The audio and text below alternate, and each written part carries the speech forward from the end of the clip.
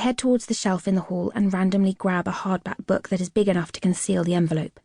Dust flies everywhere because Mum isn't the kind of woman who cleans to relax. It falls open on a well-thumbed page. Anxiety disorders in teenagers, reads the chapter heading. Since Dad walked out on us when I was 14, Mum has become our responsibility.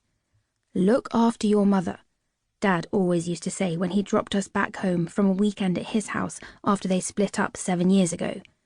Note, I never called his house home. The first time he said this, Max, who was only 11 at the time, told him to fuck off.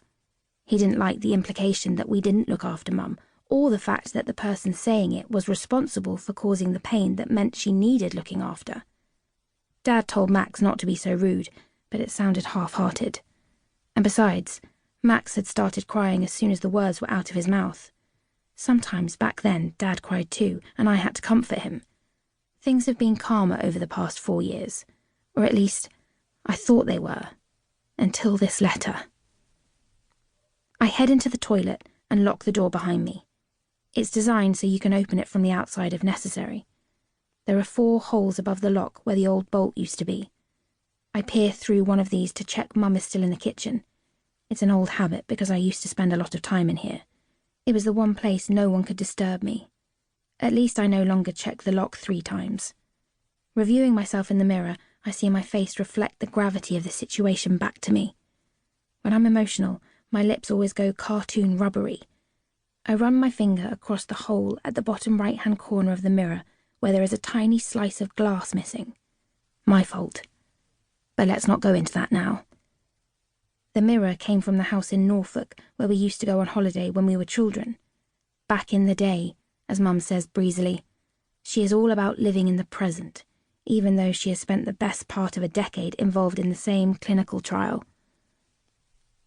I turn my face from side to side to let the light fall on it at different angles and tousle my fringe and short dark hair in an effort to appear effortless in a French sort of way. Kit likes it like this. In fact, I think it's fair, if miraculous, to say that Kit likes pretty much everything about me. The timing of this parcel isn't great because he is about to arrive to meet Mum for the first time. She's been angling for an introduction since I first started going out with him 8 months ago, but I wanted to wait until I was completely sure about him. I close the loo seat and sit down. I'm not proud of what I do next, but who hasn't done the wrong thing for the right reasons at least once in their life? I honestly thought this would be the end of something, not the beginning. I carefully peel off the sellotape and the padded manila envelope flaps open. I just knew Lisa wouldn't have licked it. She's as careless with things as she is with people. I breathe in and out as deep as I can, one hand holding the envelope, the other resting on my diaphragm as it rises to make sure that my abdominal muscles are contracting properly on the in-breath. I know more about breathing than any yoga teacher. In my defense, I should say that at this moment I did try to reseal it with the same piece of sellotape that I had peeled off a second ago. Privacy is a big issue for me, and there was no doubting who was meant to be opening it. Rosie Foss. It still surprised me to see Mum's surname, because until my parents got divorced, we all shared the same one.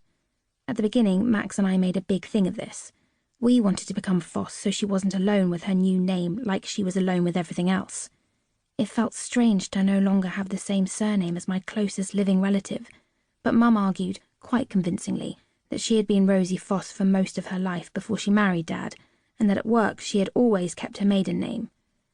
Max politely pointed out that just for the record, at 39 years old, with 2 children, Mum most definitely wasn't a maiden.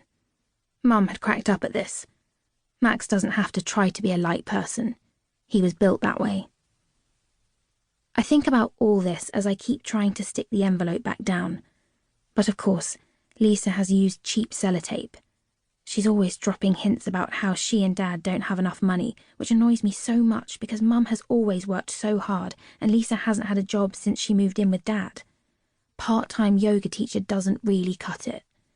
Irritation makes me clumsy and the letter emerges tantalizingly from the top of the envelope so that I can see the uneven line of huge kisses beneath Lisa's signature. I pull it out, taking care not to crease the flimsy paper. It's 2 pages long when it could have been 1, but Lisa's scrawl is big and confident.